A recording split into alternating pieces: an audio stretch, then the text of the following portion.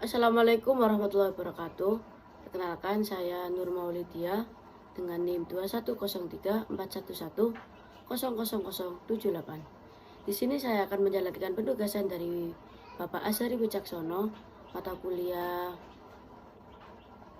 Akustik Kelautan dengan materi Sistem Akustik.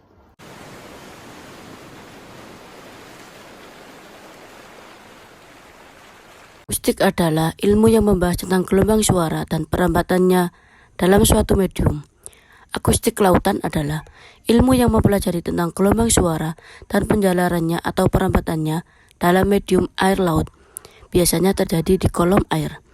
Akustik kelautan singkatnya yaitu suatu bidang kelautan untuk mendeteksi target di kolom perairan dan dasar perairan menggunakan gelombang suara. Pokok permasalahan yang dibahas pada akustik kelautan yaitu 1. Kecepatan gelombang suara, waktu, dan kedalaman perairan. Akustik terbagi menjadi dua jenis yaitu akustik pasif dan akustik aktif. Akustik pasif merupakan suatu aksi mendengarkan gelombang suara yang datang dari berbagai objek pada kolom perairan. Akustik pasif dapat digunakan untuk mendengarkan ledakan bawah air, gempa bumi, letusan gunung api, suara yang dihasilkan oleh ikan dan hewan lainnya, aktivitas kapal-kapal laut, ataupun sebagai peralatan untuk mendeteksi kondisi di bawah air. Akustik aktif memakai prinsip sonar, yaitu mengukur jarak dan arah dari objek yang dideteksi dan ukurannya relatifnya dengan menghasilkan gelombang suara serta mengukur waktu tempuh dari gelombang tersebut. Instrumen akustik kelautan: 1. Echosonder, 2. Fishfinder, 3. Sonar. Echosonder merupakan salah satu alat yang penting untuk mengetahui kedalaman laut dan dapat juga digunakan sebagai pengukur jarak dengan ultrasonik. Kedalaman dasar laut dapat dihitung dari perbedaan waktu antara pengiriman dan penerimaan pulsar suara. Echosonder terdiri dari single beam echosonder dan multi beam echosonder. Single beam echosonder merupakan alat ukur kedalaman air yang menggunakan pancaran tunggal sebagai pengirim dan pengiriman sinyal gelombang suara. Komponen dari single beam terdiri dari transceiver (transducer atau receiver) terpasang pada lambung kapal. Sistem ini mengukur kedalaman air secara langsung dari kapal penyelidikan. Multi-beam echosonder. Multi-beam echosonder merupakan alat untuk menentukan kedalaman air dengan cakupan area dasar laut yang luas.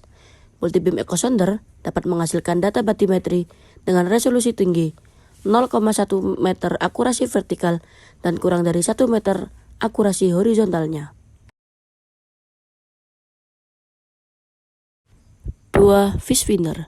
Fishfinder merupakan alat yang digunakan untuk melacak keberadaan ikan di laut, danau, maupun sungai. Fishfinder dilengkapi dengan transducer yang dipasang di bawah kapal. Alat ini yang akan mengirim sinyal ke dasar laut sehingga bisa mendeteksi berapa kedalaman keberadaan ikan, topografi bawah laut, dan bisa menilainya dari monitor yang dipasang di kapal. Alat ini sangat cocok untuk nelayan ataupun yang hobi mancing dan lain-lain. 3. Sonar. Sonar merupakan singkatan dari Sound Navigation and Ranging, yakni sebuah sistem perangkat untuk mendeteksi serta menentukan jarak benda yang berada di bawah laut. Sistem sonar bekerja dengan menggunakan gelombang suara ultrasonik dan bukan gelombang suara biasa. Sonar berfungsi untuk mengetahui kedalaman atau jarak bawah laut. Akustik kelautan digunakan untuk mempermudah mengetahui objek yang ada pada kolom perairan dan dasar perairan, baik berupa plankton, ikan, kandungan substrat atau sedimen, dan adanya kapal karam atau kandas. Manfaat hidroakustik. Hidroakustik dapat digunakan dalam mengukur dan menganalisa hampir semua yang terdapat di dalam kolom atau dasar air. Aplikasi teknologi ini untuk berbagai keperluan antara lain eksplorasi bahan tambang, minyak dan energi dasar laut, deteksi lokasi bangkai kapal, estimasi biota laut, mengukur laju proses sedimentasi, mengukur arus dalam kolom perairan, mengukur kecepatan arus, mengukur kekeruhan perairan, dan kontur dasar laut.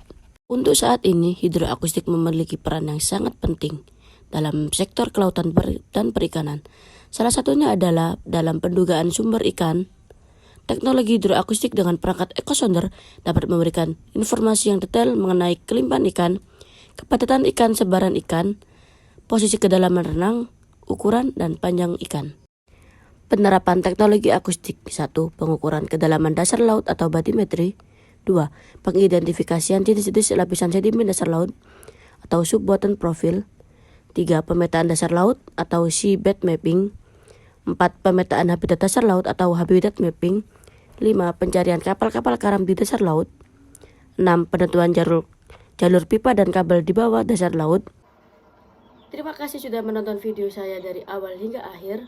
Mohon maaf apabila ada salah kata. Sekian dari saya. Wassalamualaikum warahmatullahi wabarakatuh. Jangan lupa like, comment, share, and subscribe.